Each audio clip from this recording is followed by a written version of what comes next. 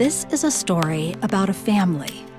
It is a close-up look at a father and daughter, at two sisters, at a husband and wife. But it's also this huge story about tradition and patriarchy and freedom. It felt like poetry to me at times. And this conversation about it was so rich. We're talking about In the Time of Our History with author Susanne Pari on this Desideratum. A desideratum is something you desire as essential. I'm audiobook narrator Teresa Bakken, celebrating storytelling as essential with my author and narrator friends. I hope you hear a storyteller you love, or find your next favorite wordsmith. My book doesn't necessarily fit into one genre, so, not everybody is sure what they're getting. But in a way, it's okay, because I think people who think it's historical fiction or consider it that, or consider it family fiction or whatever, it doesn't matter. They get what they need from it.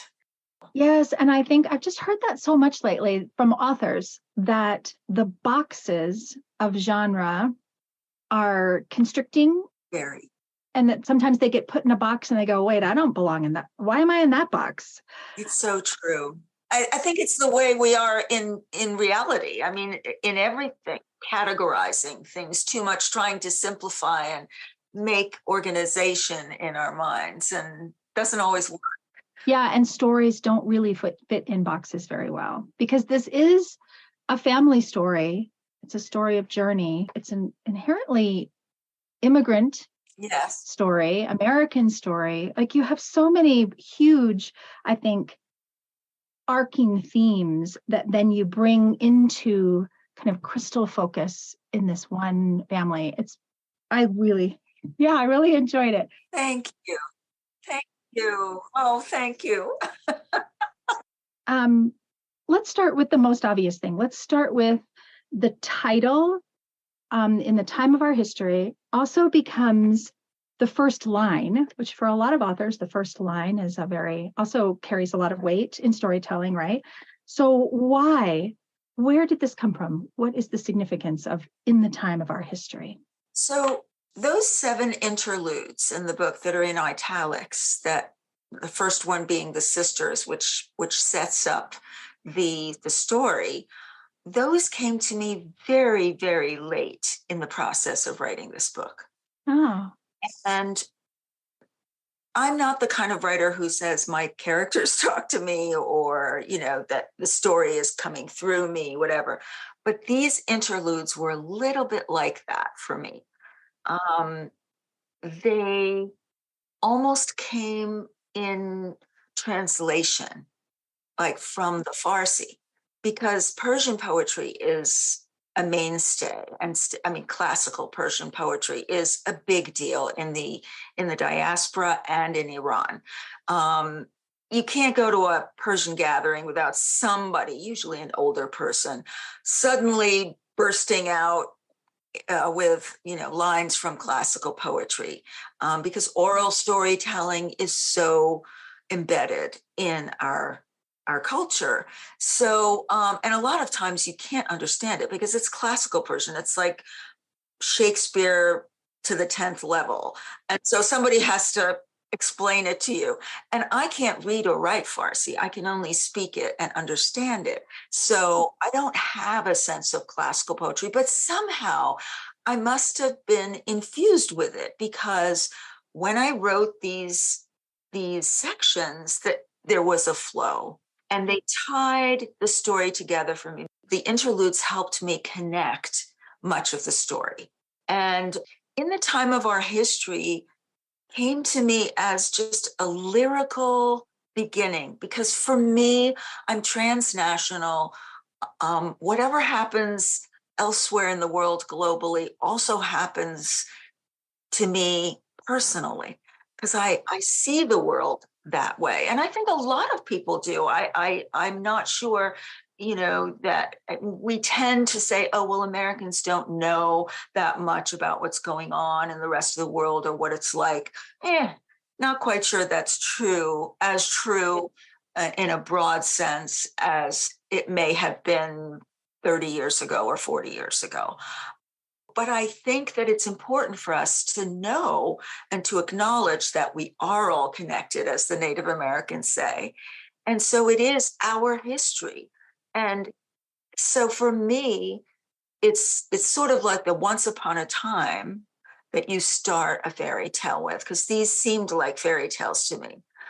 Yeah.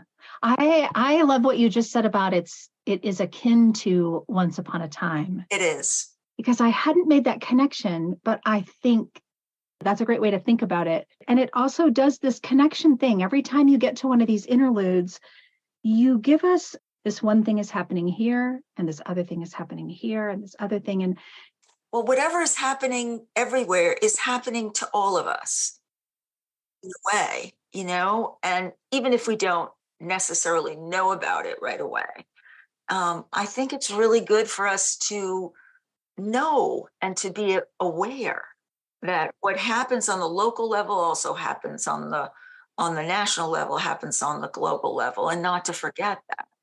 Yeah, and so you draw these threads through that. You open, and we're talking about the American embassy hostages. We're in 1981, and they are freed. And in that same day, our main character, you introduce us to her right there, she's having a procedure done. She's having her tubes tied so that she cannot have children, which for her is a form of freedom. Yes. Right. And so you've played this concept of freedom, I think, runs through the whole book, but it lands right there at in the very opening scene of the story. That is the best summary. I mean, that is the best, because most people are just like, how could she do this? This is, she's, desexing herself. I was like, no, it was about choice. Yeah. And later, I think she articulates it differently. She says something about the freedom to choose your own destiny. Right. And freedom is lots of different things, right? We can have freedom to, right, and we can have freedom from. Right. And you're playing with that from the very beginning, this freedom to live independently, freedom from marriage and the obligation of motherhood and children. She's making that decision for herself. Yeah, the concept of freedom felt like an essential theme to me. Yes, it is. It is. And for me also, this strength to do what is necessary to gain that freedom. And for me, as a person, not as a writer, that has always eluded me. Eluded me. In other words, I think I write women who I would like to be more like, because I don't think of myself as Mitra. I think of myself as wanting to be Mitra in many ways, not to tie my tubes, but to be that independent and that willing to take a stand, to know my own mind. Yeah. To know my own mind. That is really, that is something to aspire to. I think so. I love that. So the other thing that happens in the very beginning is we are celebrating an anniversary of death. So we know from the very beginning of this story that her sibling, her sister, her only sibling, has died tragically in a car accident. And she's coming home for this anniversary. And I'd never heard of this before, but there's a recognition of death day anniversaries of 7 days out, of 40 days out, of 1 year out. So we're at that 1 year. Can you explain a little bit what that is, what the significance of that is? It's the same in Judaism. That you sit Shiva for 7 days, and I believe there's also the 40-day mark. And then I'm not sure that they celebrate and celebrate isn't, or they mark the 1 year the way that Iranians do, as intensely. But the Iranians really do that. And I don't know, it's a religious thing. The religions in the Middle East, which is where they originated, are so closely related. Even Christianity, the three monotheistic religions, and sprouting out of Zoroastrianism, which was the first monotheistic religion. So they share a lot of these things, and it's just a ritual. I think it's a way, because Iranian society or Persian society is extremely social. So there are so many reasons that are created for people to gather and come together. Yeah. Okay, let's pause right there and listen to some of the audiobook. The narrator, Mozhan Marnò, is an Iranian-American film and television actress and a playwright. She speaks English, French, German, Farsi, and Spanish. She is known for her roles in The Blacklist, House of Cards, and Fleishman is in Trouble. She is also the voice of Mirabelle and Namira in the video game Elder Scrolls Skyrim. This audiobook scene, narrated by Mozhan Marnò, is from the beginning of In the Time of Our History. Written by Susanne Pari, produced by Highbridge, a division of Recorded Books. Dawn at Kennedy Airport. Round-edged melamine furniture, miles of burgundy carpet, burnt coffee smell, the air of a banquet hall the morning after a raucous party. A janitor harpooned candy wrappers and dirty napkins from the floor. Mitra heard the drone of a vacuum cleaner as she ordered an espresso from a cafe cart, then took a seat at the end of a bank of bucket chairs facing the windows. She was in no hurry to escape the boundaries of transit. On the tarmac sat a gaggle of airplanes, tinged pink in the daybreak. From a distance, say from the point of view of the logy barista who had served her espresso, Mitra looked unapproachable. This was not only because the barista was a young 20-something and Mitra just over the cusp of 40. Despite her jeans, plain white shirt, and tight-fitting leather jacket, Mitra exuded the self-assuredness of a power-suited executive. And there was strength in her face. The olive skin, chocolate eyes, long arched eyebrows, and especially the angular nose, not exactly hooked, not exactly humped, but definitely a feature that would have inclined most girls to opt for a slight surgical correction. Mitra scalded her tongue on the coffee, and her eyes watered. One of the airplanes trembled at the strain of its full-on engines, and she remembered tramping across the tarmac all those years ago, in the shadow of her parents, little Anahita clasping her ears and squinting against the noise of the rush of air, while Mitra jumped and giggled in the thrilling vortex of mechanical energy. Mitra belched softly, rubbed 2 fingers over the heartburn behind her sternum. Espresso and anxiety, well-behaved on their own, rambunctious as urchins together. She dropped her coffee into a trash can. Transit was just another word for limbo, and there was no such place, except maybe death. She got up, kicked her carry-on to a wheel-perfect slant, and made her way toward the moving walkway. Nearing the edge of transit, she quickened her pace, focused on the resolute clip-clop of her heels on the terminal's stone floor, and on a faraway exit sign not once eyeballing the small crowd of impatient, neck-craning welcomers, straining at the stanchions and barrier ropes. And yet, she caught a whiff of Anahita's Chanel No. 9, a glimpse of little Nina's pink hair ribbons, a snatch of Niku's pubescent belly laugh. Phantom memories. The car crash had taken all 3 of them: sister, niece, nephew. At baggage claim, Mitra stepped outside and bummed a cigarette from an oily-haired businessman with a French accent. She hadn't smoked in 15 years.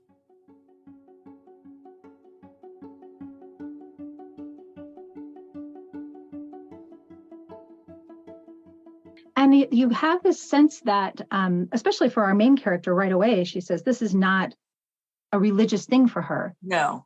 And really, as a whole family, it feels very secular. Yes.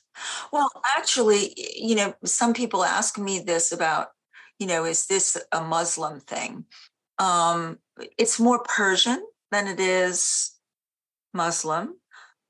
Yes, these people were all born and raised Muslim, but since the revolution in Iran in 1979 and the advent of these ayatollahs and this theocracy, it's interesting.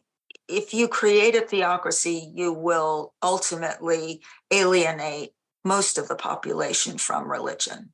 Mm. And that is what has happened in Iran. So you'll find a great number, more percentage of people who don't believe and are agnostic and are not practicing Muslims in Iran today than you would have 50 years ago. Yes, almost as a resistance. Exactly. As a resistance to this sort of warped. Mandated. Yes, perfect. Mandated. Yes. It's a great observation about organized religion and right. the impact of a forced ideology.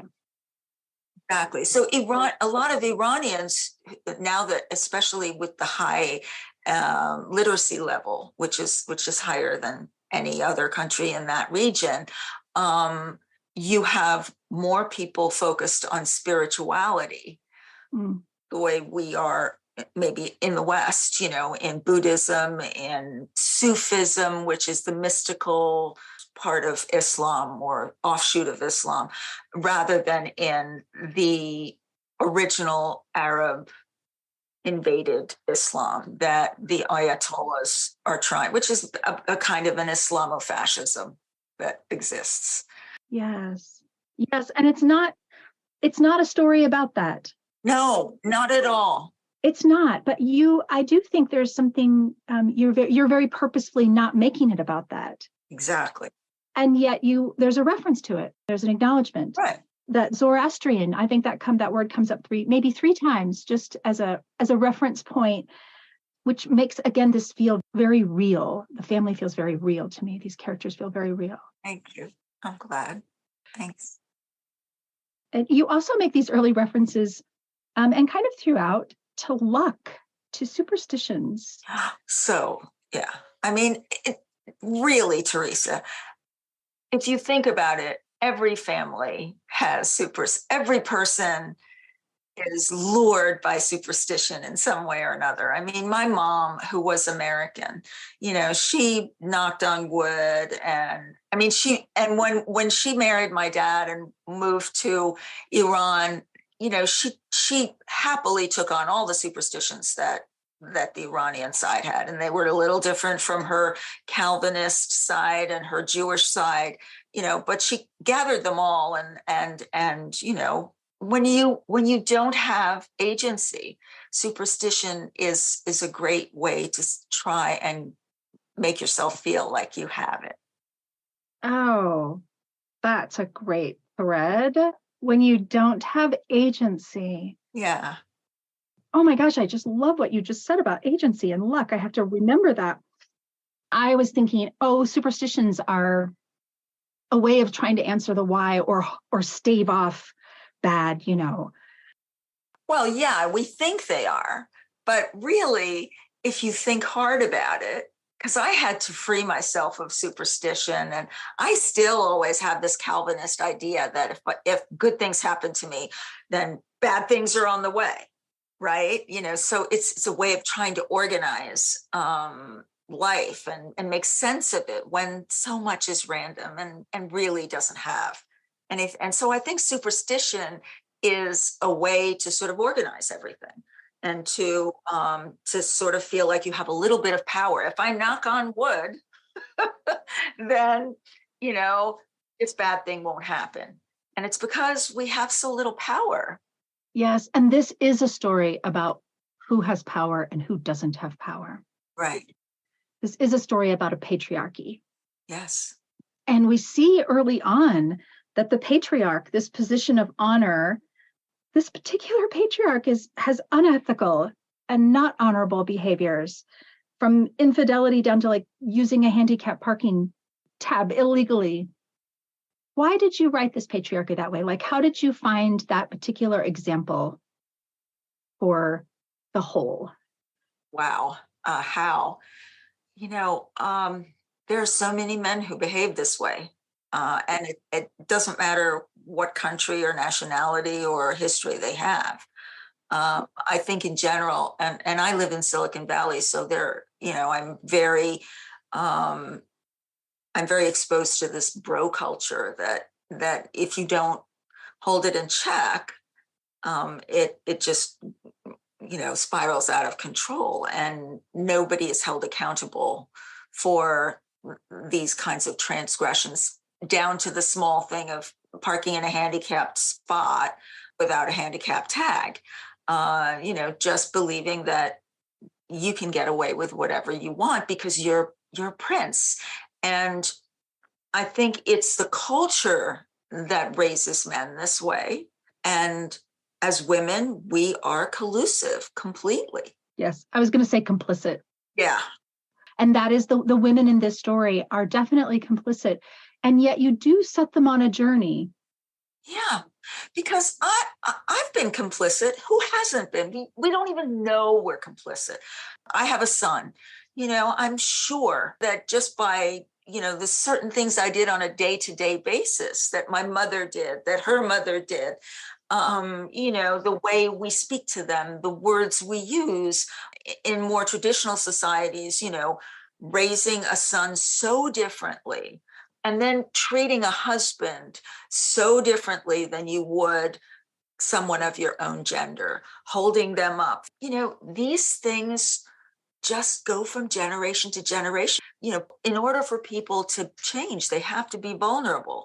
If you raise a child never to feel vulnerable, or that being vulnerable is a bad thing, they will never change. They will always feel like they have to be praised, like they have to be number one, this is their identity and their power. So this book for me was a lot about that, about this collusion of women. Yes. And the patriarch in this story, you can see how it costs him everything, really. Yeah, obviously patriarchy and how everyone participates in that is part of this story, that it's not just the patriarch or all of the men, that it is a communal, cultural, and that the shift away from that, I think the secretary at one point says something about it takes a generation. Oh, it takes a generation for people. Right. To move away from these incongruent, and she's tying it to immigrant ways. She's about food and mannerisms, but we're really also talking about cultural beliefs and equity. Right. Because this man has 2 daughters, and one of the daughters could have been was actually very similar to him in his intellect, but he refuses to see her potential. Well, he's afraid. He is afraid.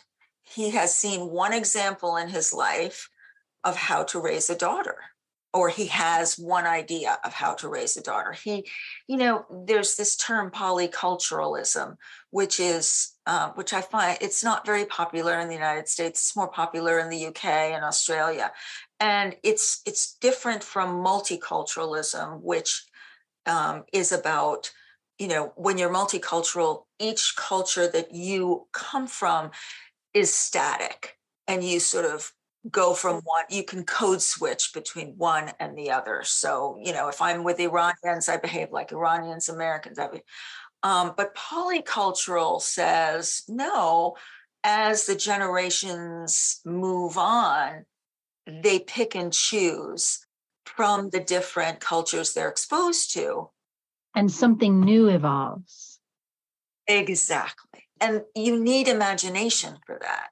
And if you're very stuck in your ways and you don't use your imagination, you just keep repeating the same. So Yusuf, the patriarch, she is him in many ways.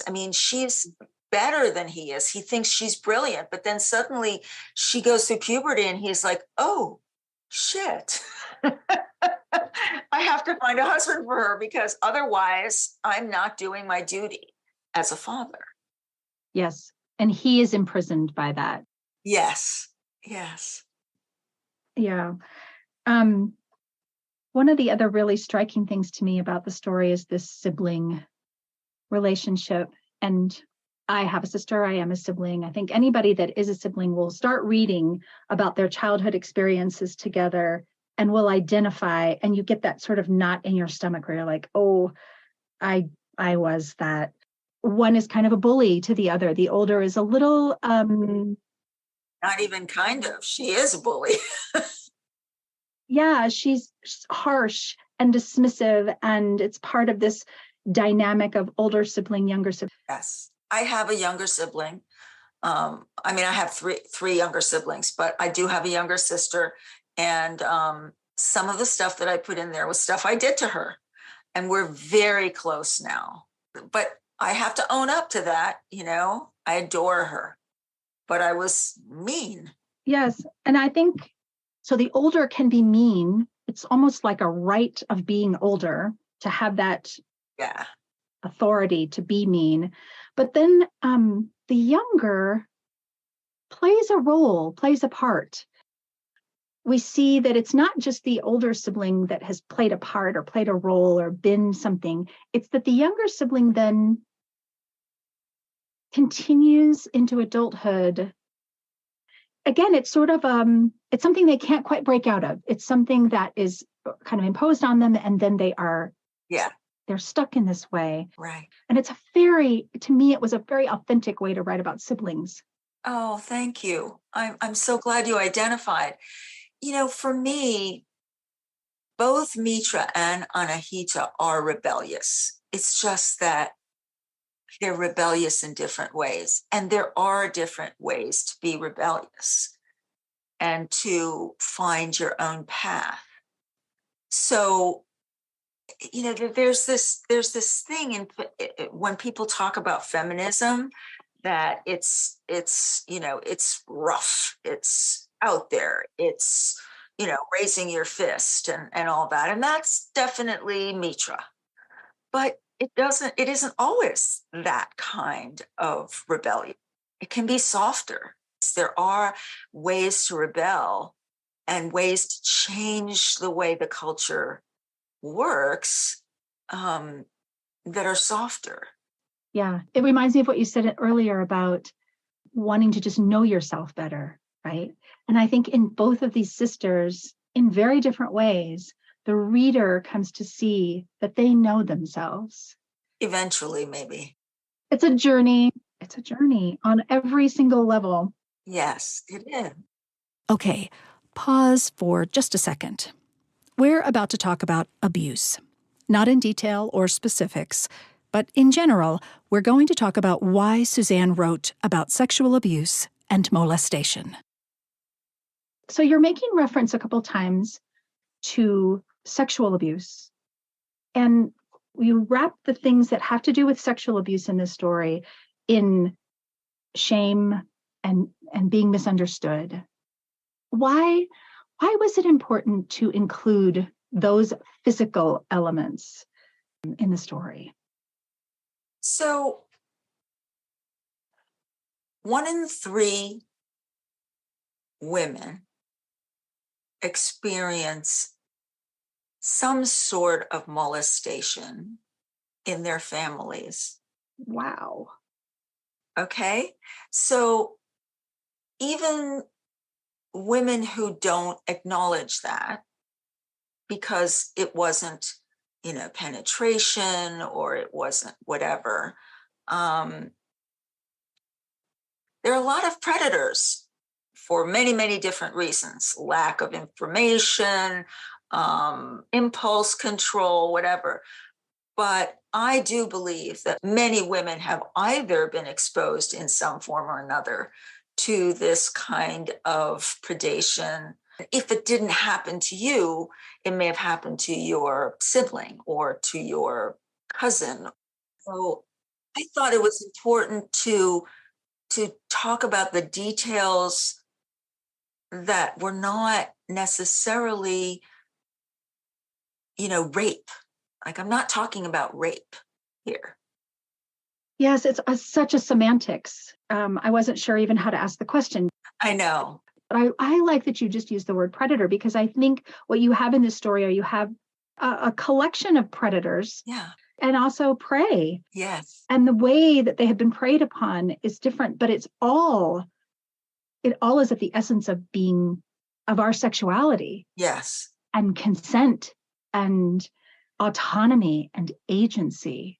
And mixed messages, like if we don't open up a little more about sex in our family and in raising our children, then we actually put our children in a difficult position to understand when and what is happening in order to prevent it. For example, I made sure that I taught my son about consent when he was 12. Okay. I knew it was the last time he would be, or one of the last times he would be strapped in the car, in the seat next to me in the car. A captive audience. Captive audience. No matter how many times he's like, Mom, I don't want to talk about this. And I was like, I know you don't, but just listen. And, just put it in his head that he had a responsibility. Yes. Yeah.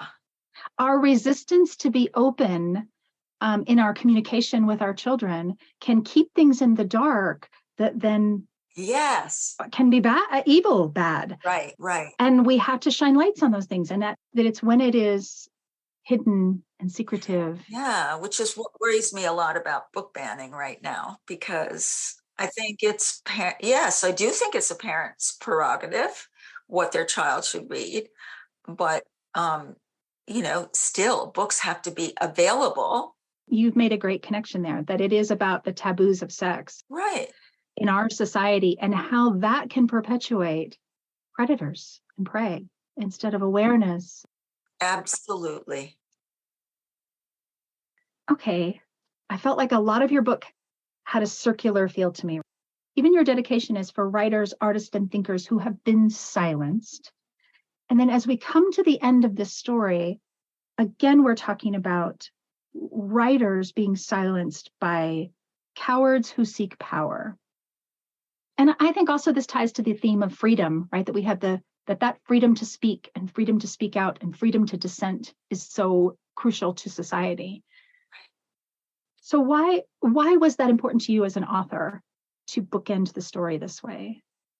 I think it ties into how we keep secrets.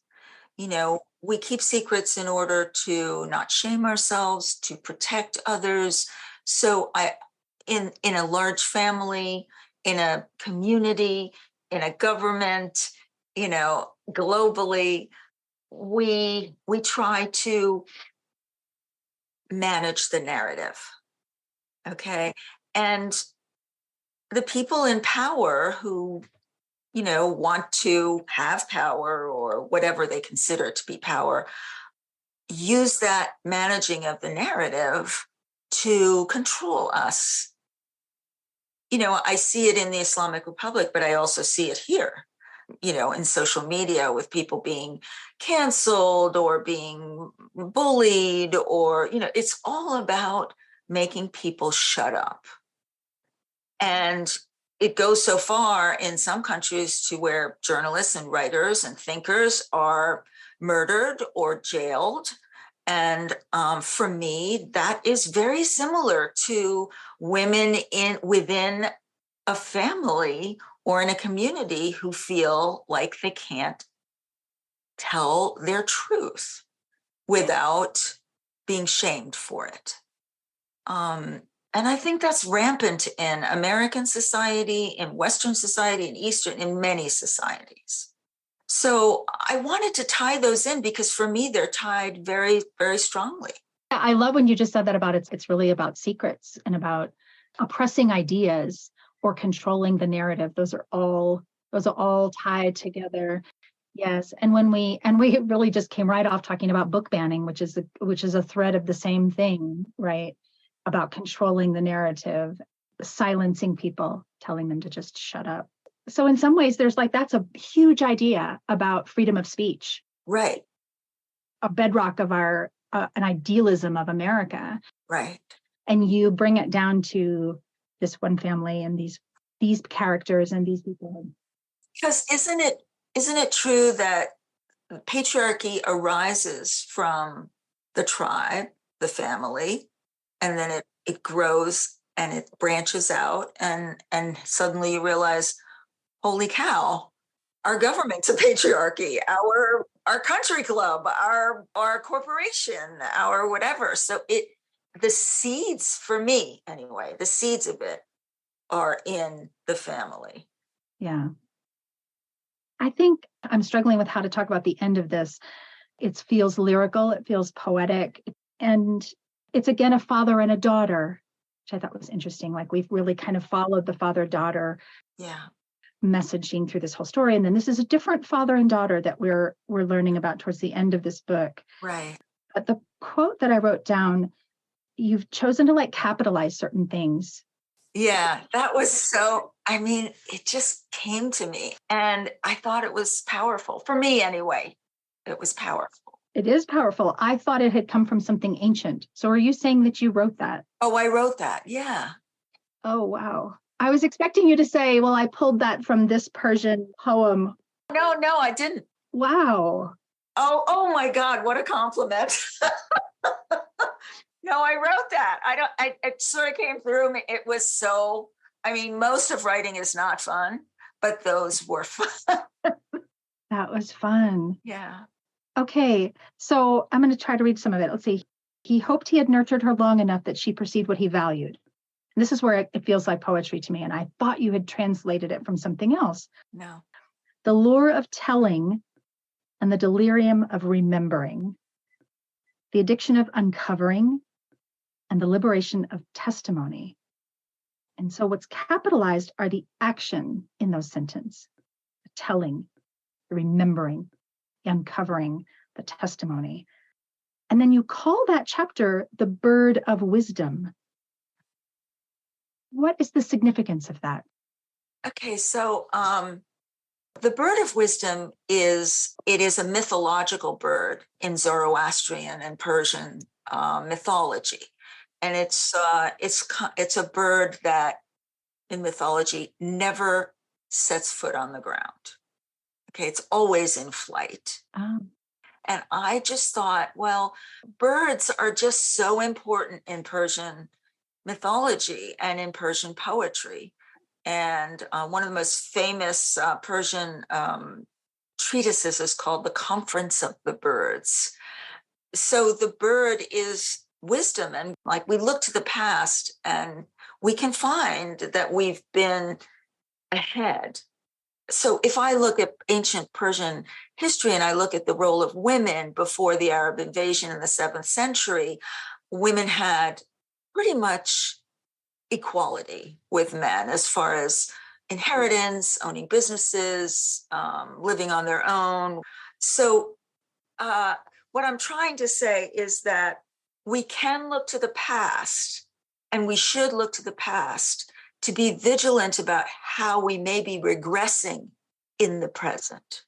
Because there's always this tendency, because of the power that is sought by certain groups in our society, to regress. Like, for example, the overturning of Roe v. Wade. That's a regression for our country, okay?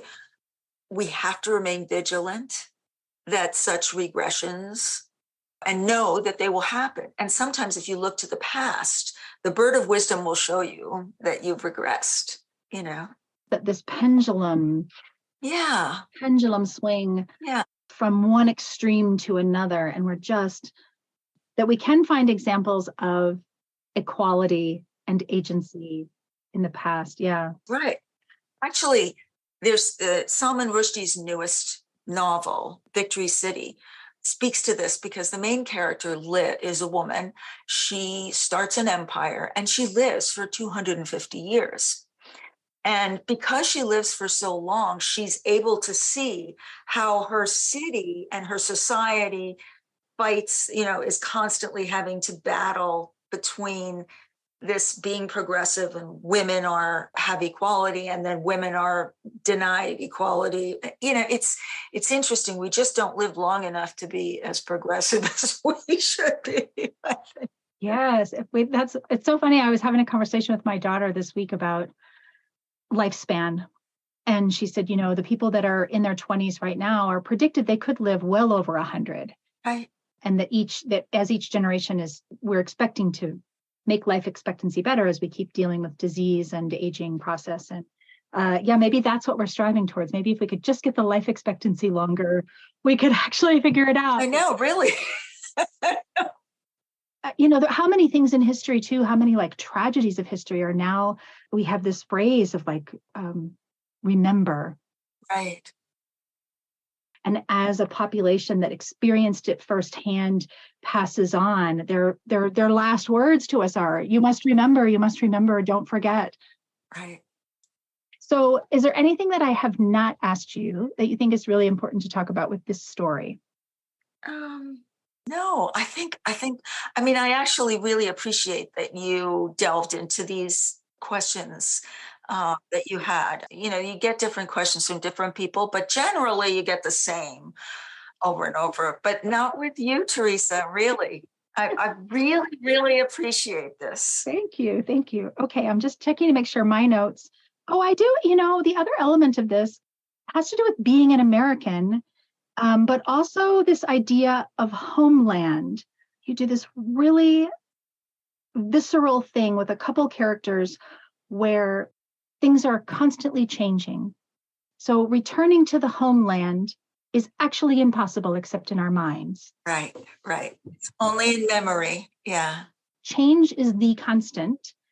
And so we're all, especially those that are multicultural or polycultural, right, are experiencing that kind of, that sense of homeland. I liked the way you explained it. That for me is really a central theme in my life, because I'm surrounded by immigrants and their children, and also I'm older, so I see even people who aren't immigrants trying to hold on to what they remember being normal life. Yeah, I think it's to anybody who's moved for a job and has left one city and gone to another. It's so important in my mind that we be resilient and accept change and pick and choose what works now. Yes. And that's part of the journey, adaptation, resiliency. Exactly. Well, I always, I like to end with, the name of the podcast is Desideratum. Okay. I pulled it from a poem called Desiderata, and it's full of life lessons, full of essential things. And so when I'm interacting with a storyteller, I always want to know, for you, if you had to explain to somebody what is essential, what do you say? Family. And not nuclear family. I think all of us will thrive if we have a tribe. And I don't mean that in an exclusionary way. I think that we pick and choose who belongs in our family, and we have to have multi-generational families again in order to raise a new generation of resilient and adaptable and progressive kids.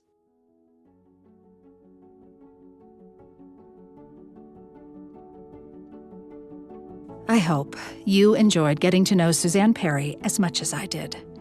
You can hear the rest of the audiobook and support this podcast and a local bookstore of your choice by following the Libro.fm affiliate link in the show notes and social media bios.